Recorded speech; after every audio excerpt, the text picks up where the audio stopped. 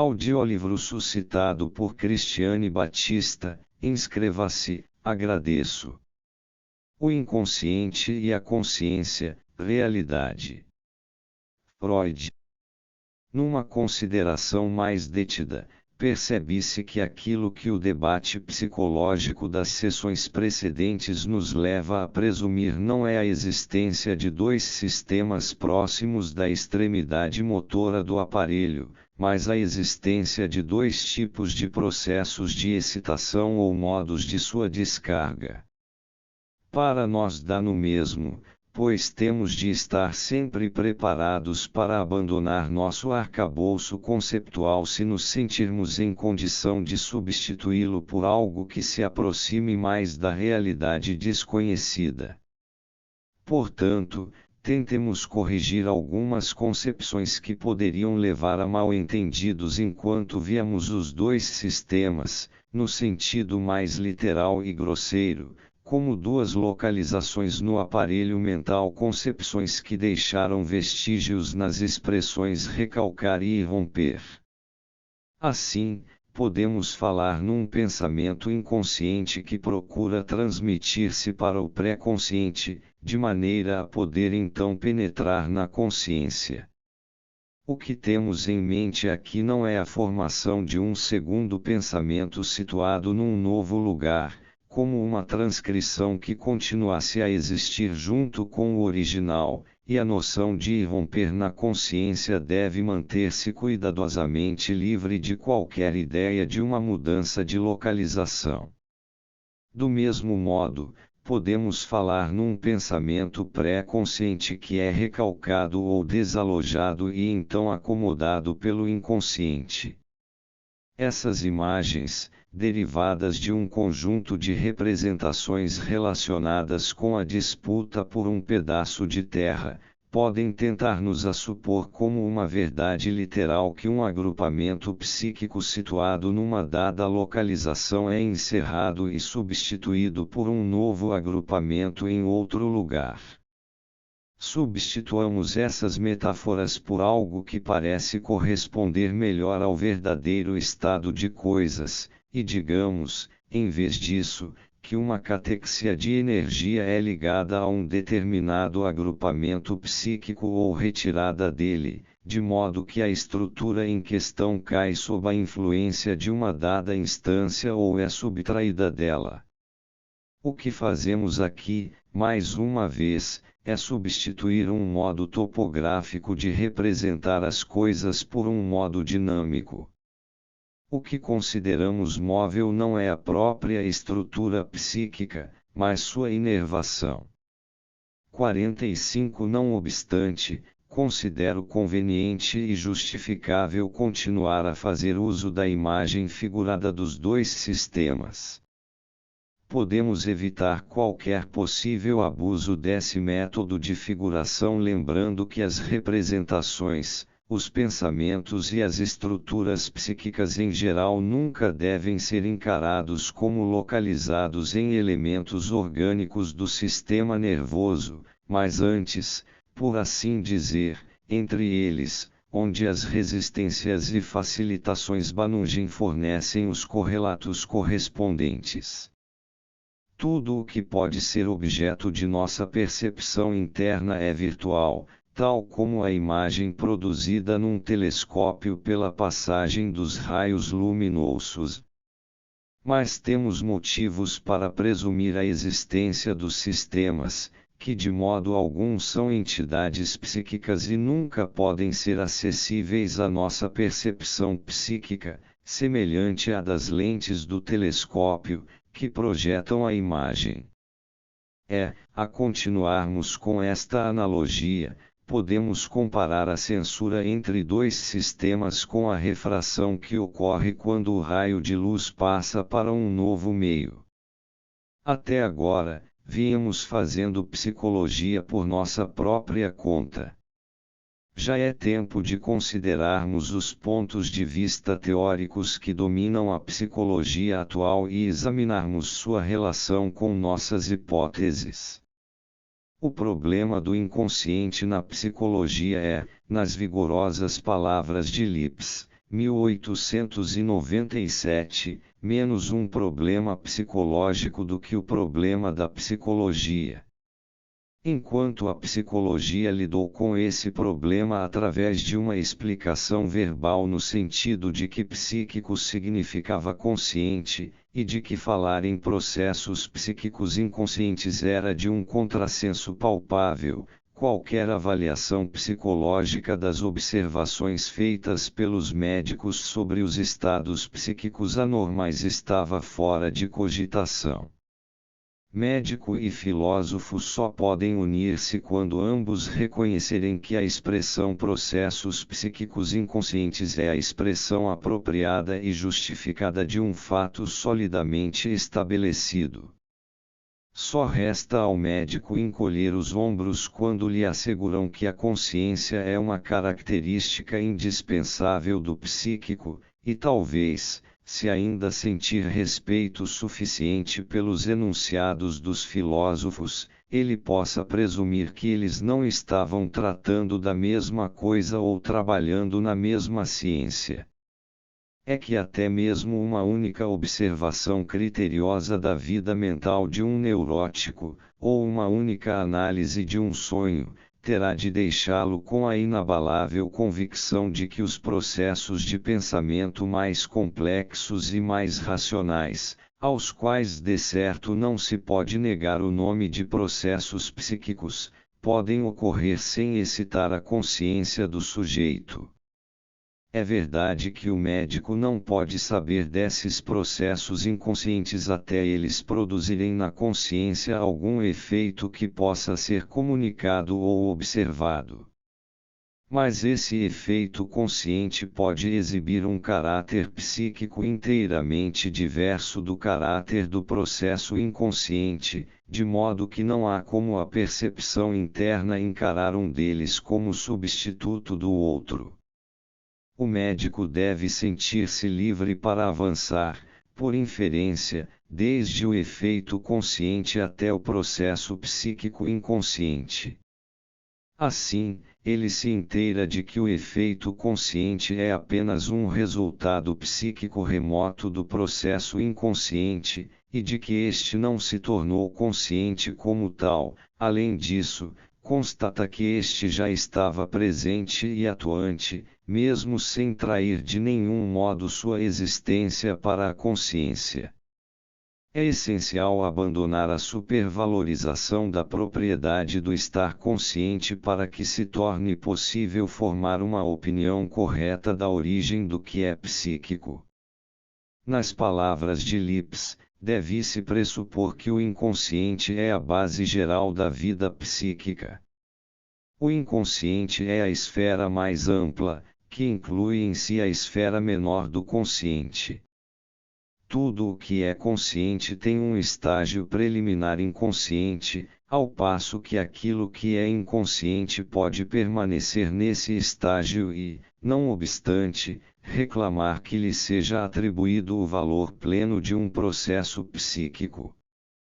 O inconsciente é a verdadeira realidade psíquica, em sua natureza mais íntima. Ele nos é tão desconhecido quanto a realidade do mundo externo, e é apresentado de forma tão incompleta pelos dados da consciência quanto o mundo externo pelas comunicações de nossos órgãos sensoriais. Agora que a velha antítese entre vida consciente e vida onírica foi reduzida às suas exatas proporções pelo estabelecimento da realidade psíquica inconsciente, uma série de problemas oníricos com que os autores anteriores se preocupavam profundamente perdeu sua importância. Assim, algumas das atividades cuja boa execução nos sonhos despertava assombro já não devem hoje ser atribuídas aos sonhos, mas sim ao pensamento inconsciente, que é tão ativo durante o dia quanto a noite.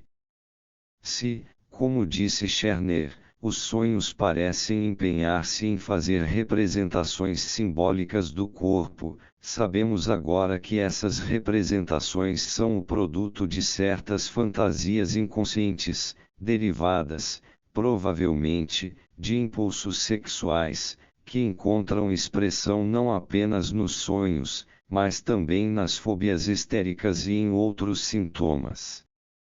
Se o sonho dá prosseguimento às atividades diurnas e as conclui, chegando até a trazer à luz ideias novas e valiosas, tudo o que precisamos fazer é despí-lo do disfarce onírico, que é o produto do trabalho do sonho e a marca do auxílio prestado por obscuras forças procedentes das profundezas da mente. Confronte com o diabo no sonho de Tartini com a sonata. Essa realização intelectual se deve às mesmas forças mentais que produzem todos os resultados semelhantes durante o dia. É provável que também estejamos muito inclinados a superestimar o caráter consciente da produção intelectual e artística.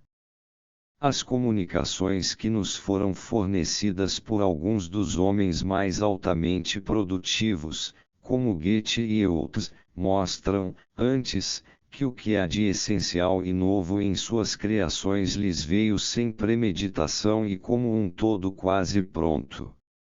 Não há nada de estranho que, em outros casos em que se fez necessária uma concentração de todas as faculdades intelectuais, a atividade consciente também tenha contribuído com sua parcela. Mas é um privilégio levado ao exagero pela atividade consciente, sempre que tem alguma participação num processo, ocultar de nós todas as demais atividades que dele também participaram. Não valeria muito a pena tratarmos a importância histórica dos sonhos como um tópico separado. Talvez um sonho tenha impelido algum líder a se aventurar numa empreitada audaciosa cujo êxito modificou o curso da história. Mas isso só levanta um novo problema se o sonho for encarado como uma força estranha, em contraste com as outras forças mais familiares da mente. Tal problema não persiste quando o sonho é reconhecido como uma forma de expressão de impulsos que se encontram sob a pressão da resistência durante o dia, mas que puderam, durante a noite, achar reforço em fontes profundas de excitação. O respeito conferido aos sonhos na antiguidade, entretanto, baseia-se num discernimento psicológico correto e é a homenagem prestada às forças incontroladas e indestrutíveis do espírito humano, ao poder demoníaco que produz o desejo onírico e que encontramos em ação em nosso inconsciente. Não é por acaso que falo em nosso inconsciente, pois o que descrevo dessa forma não é a mesma coisa que o inconsciente dos filósofos ou mesmo o inconsciente de Lipps. Neles, esse termo é usado simplesmente para indicar um contraste com o consciente, a tese que eles contestam com tanto ardor e defendem com tanta energia é a tese de que, à parte os processos conscientes, há também processos psíquicos inconscientes. Lipps leva as coisas mais adiante, ao afirmar que a totalidade do psíquico existe inconscientemente e que parte dele existe também conscientemente. Mas não foi para estabelecer esta tese que invocamos os fenômenos dos sonhos e da formação dos sintomas histéricos. A simples observação da vida normal de vigília bastaria para provar isso fora de qualquer dúvida. A nova descoberta que nos foi revelada pela análise das formações psicopatológicas e do primeiro membro dessa classe, o sonho, reside no fato de que o inconsciente, isto é, o psíquico, é encontrado como uma função de dois sistemas separados, e de que isso acontece tanto na vida normal quanto na patológica. Portanto, há dois tipos de inconsciente, que ainda não foram distinguidos pelos psicólogos. Ambos são inconscientes no sentido empregado pela psicologia, mas, em nosso sentido, um deles, que denominamos ICS, é também inadmissível à consciência, enquanto chamamos o outro de PCs, porque suas excitações depois de observarem certas regras, é verdade, e talvez apenas depois de passarem por uma nova censura, embora, mesmo assim, sem consideração pelo ICS, conseguem alcançar a consciência. O fato de, para chegarem à consciência, as excitações terem de atravessar uma sequência fixa ou uma hierarquia de instâncias, o que nos é revelado pelas modificações nelas efetuadas pela censura, permitiu-nos construir uma analogia espacial. Descrevemos as relações dos dois sistemas entre si e com a consciência dizendo que o sistema PC situa-se como uma tela entre o sistema ICS e a consciência. O sistema PCs não apenas barra o acesso à consciência, mas também controla o acesso ao poder da motilidade voluntária e tem a seu dispor, para distribuição, uma energia catexial móvel, parte da qual nos é familiar sob a forma de atenção. Devemos também evitar a distinção entre supraconsciente e subconsciente, que se tornou tão popular na literatura mais recente sobre as psiconeuroses, pois tal distinção parece servir precisamente para enfatizar a equivalência entre o psíquico e o consciente. Mas que papel resta em nosso esquema para a consciência, que outrora era tão onipotente e ocultava tudo o mais? Apenas o de um órgão sensorial para a percepção de qualidades psíquicas. De acordo com as ideias subjacentes à nossa tentativa de estabelecer um quadro esquemático, só podemos encarar a percepção consciente como a função própria de um determinado sistema e, para este, a abreviação CS parece apropriada. Em suas propriedades mecânicas, encaramos esse sistema como semelhante ao sistema perceptivo PCPT, ou seja, como suscetível à excitação por qualidades, mas incapaz de reter traços das alterações, isto é, sem memória. O aparelho psíquico, que se volta para o mundo exterior com seu órgão sensorial dos sistemas PCPT, é, ele próprio, o mundo externo em relação ao órgão sensorial da CS, cuja justificação teleológica reside nesta circunstância.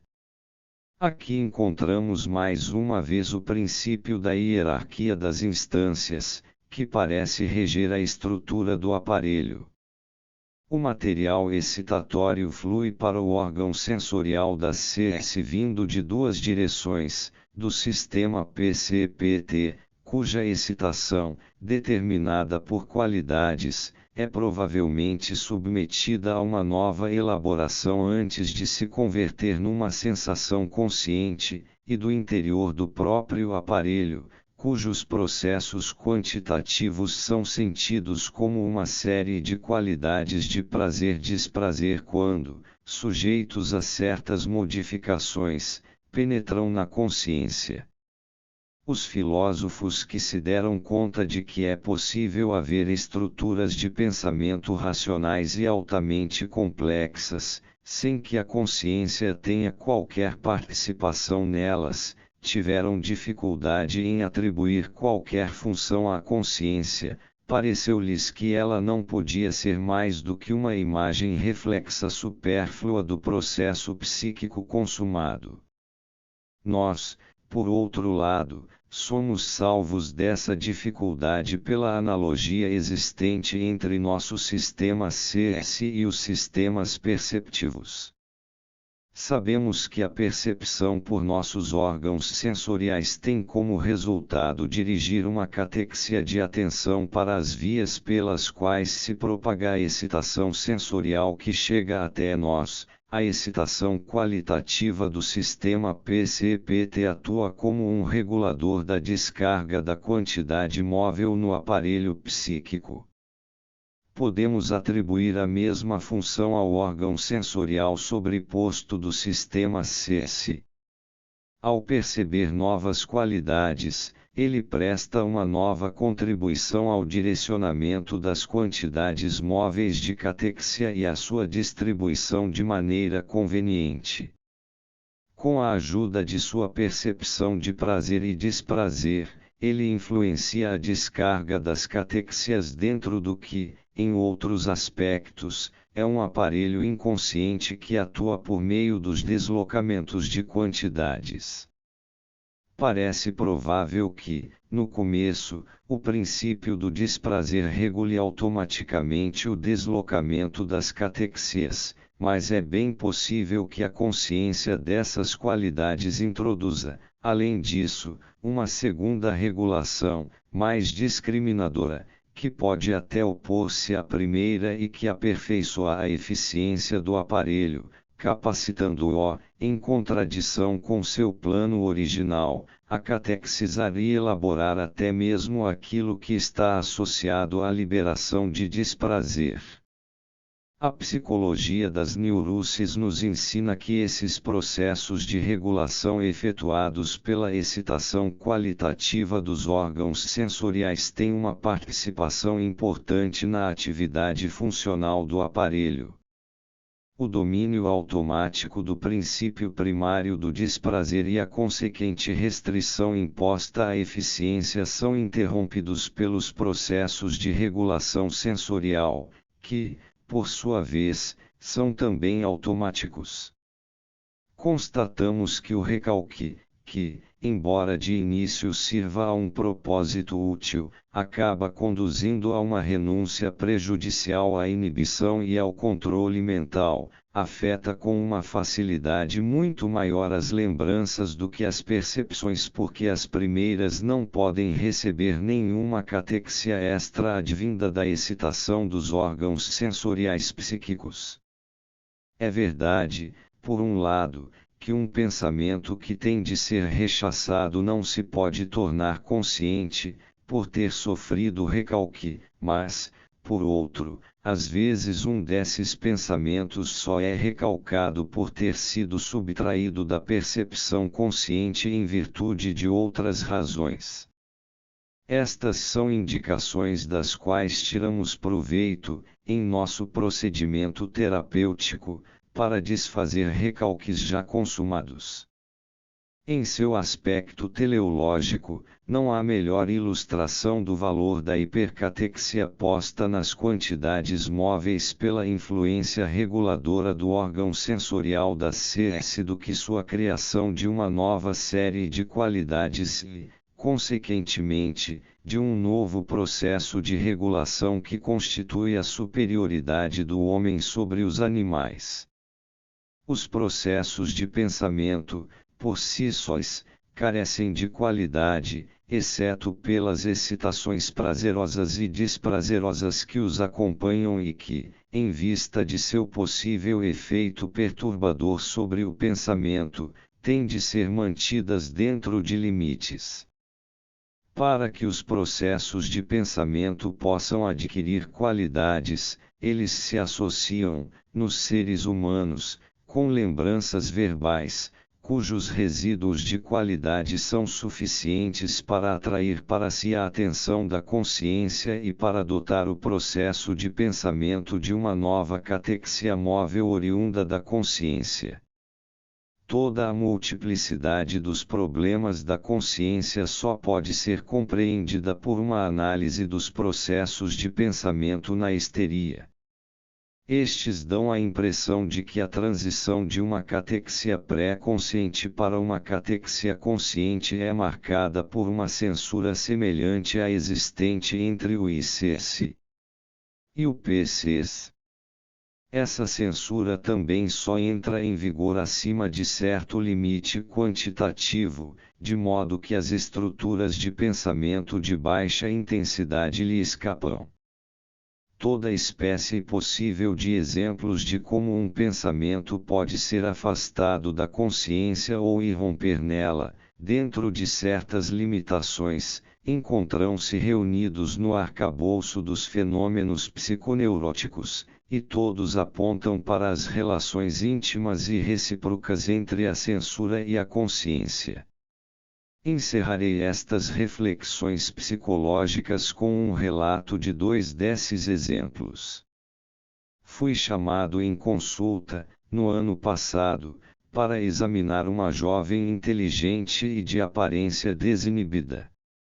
Estava vestida de maneira surpreendente.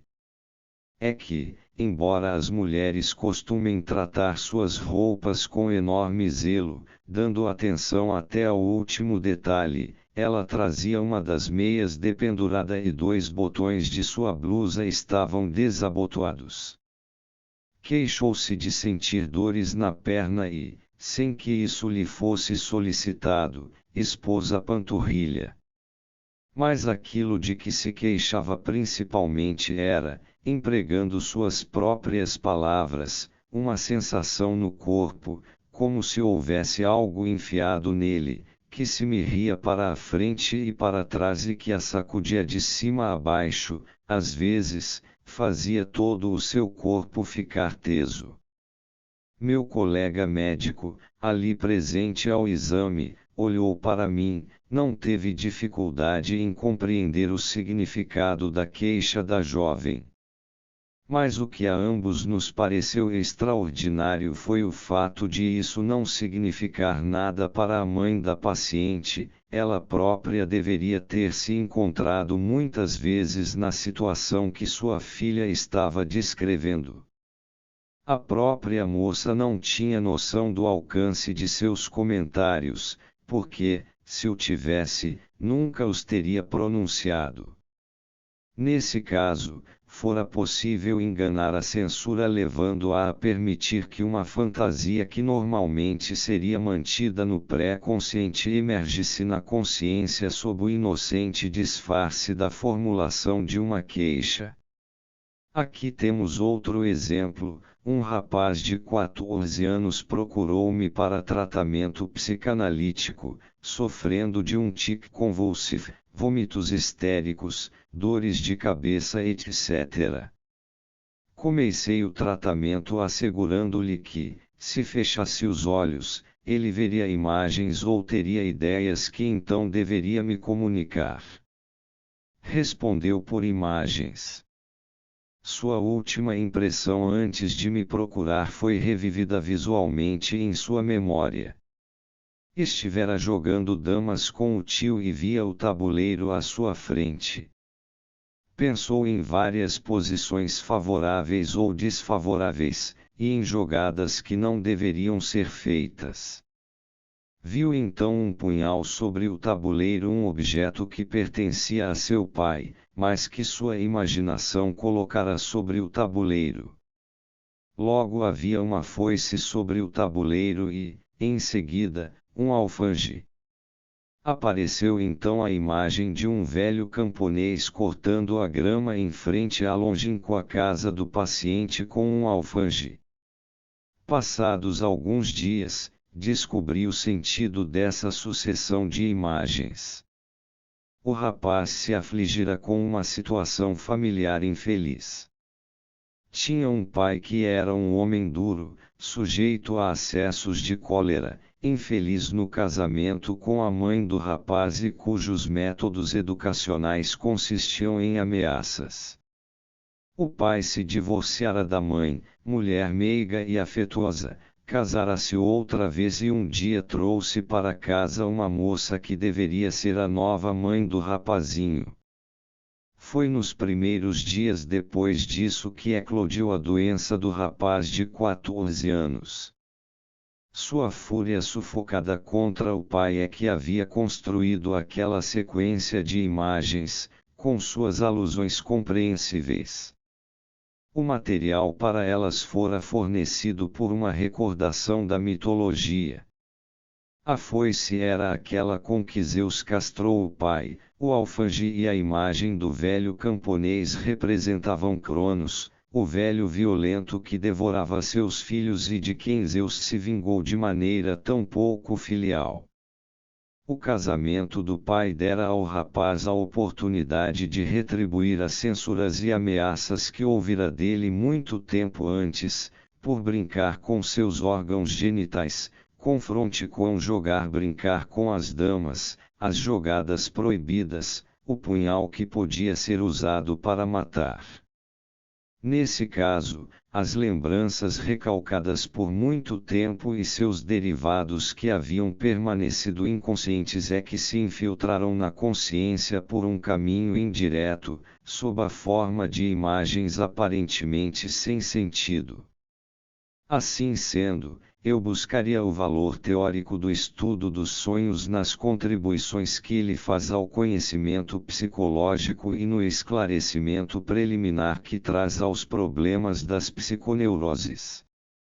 Quem poderá imaginar a importância dos resultados passíveis de serem obtidos através de uma compreensão completa da estrutura e das funções do aparelho mental, se até o estado atual de nossos conhecimentos nos permite exercer uma influência terapêutica favorável sobre as formas curáveis de psiconeurose?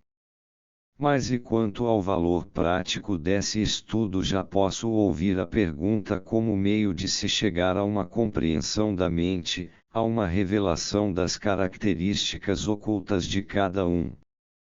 Acaso os impulsos inconscientes expressos pelos sonhos não têm o peso de forças reais na vida mental? Será que se deve fazer pouco da importância ética dos desejos suprimidos, desejos que, assim como levam aos sonhos, podem um dia levar a outras coisas? Não me sinto autorizado a responder a essas perguntas. Não dediquei maior atenção a esse aspecto do problema dos sonhos. Penso, contudo, que o imperador romano estava errado ao mandar executar um de seus súditos por ter sonhado que estava assassinando o imperador. Ele deveria ter começado por tentar descobrir o que significava o sonho. É muito provável que seu sentido não fosse o que parecia ser. Mesmo que um sonho com outro conteúdo tivesse por sentido esse ato de lesa majestade, acaso não seria acertado ter em mente o dito de Platão, de que o homem virtuoso se contenta em sonhar com o que o homem perverso realmente faz? Penso, portanto, que o melhor é absolver os sonhos. Se devemos atribuir realidade aos desejos inconscientes, não sei dizer. Ela deve ser negada, naturalmente, a todos os pensamentos transicionais ou intermediários. Se olharmos para os desejos inconscientes, reduzidos à sua expressão mais fundamental e verdadeira, teremos de concluir, sem dúvida, que a realidade psíquica é uma forma especial de existência que não deve ser confundida com a realidade material. Portanto, não parece haver justificativa para a relutância das pessoas em aceitar a responsabilidade pela imoralidade de seus sonhos. Quando o modo de funcionamento do aparelho mental é corretamente avaliado e se compreende a relação que existe entre consciente e inconsciente, descobre-se que desaparece a maior parte daquilo que é eticamente objetável em nossa vida onírica e de fantasia. Nas palavras de Hans Sachs, se olharmos em nossa consciência para algo que nos foi dito por um sonho sobre uma situação contemporânea, real, não deveremos ficar surpresos ao descobrir que o monstro que vimos sob a lente de aumento da análise revelasse um minúsculo infusório. As ações e opiniões expressas conscientemente são, em geral, suficientes para a finalidade prática de julgar o caráter dos homens. As ações merecem ser consideradas antes e acima de tudo, pois muitos impulsos que irrompem na consciência são ainda neutralizados pelas forças reais da vida mental, antes de amadurecerem sob a forma de atos. Com efeito, tais impulsos muitas vezes não encontram nenhum obstáculo psíquico a seu progresso, exatamente porque o inconsciente tem certeza de que serão detidos em alguma outra etapa. De qualquer modo, é instrutivo tomar conhecimento do terreno tão revolvido de onde brotam orgulhosamente nossas virtudes. É muito raro a complexidade de um caráter humano, impelida de um lado para o outro por forças dinâmicas, submeter-se a uma escolha entre alternativas simples, como levaria a crer nossa doutrina moral antiquada. E quanto ao valor dos sonhos para nos dar um conhecimento do futuro? Naturalmente, isso está fora de cogitação. Mais certo seria dizer, em vez disso, que eles nos dão um conhecimento do passado, pois os sonhos se originam do passado em todos os sentidos. Não obstante, a antiga crença de que os sonhos preveem o futuro não é inteiramente desprovida de verdade. Afinal, ao retratarem nossos desejos como realizados, os sonhos estão de certo nos conduzindo para o futuro. Mas esse futuro, que o sonhador representa como presente, foi moldado por seu desejo indestrutível à imagem e semelhança do passado.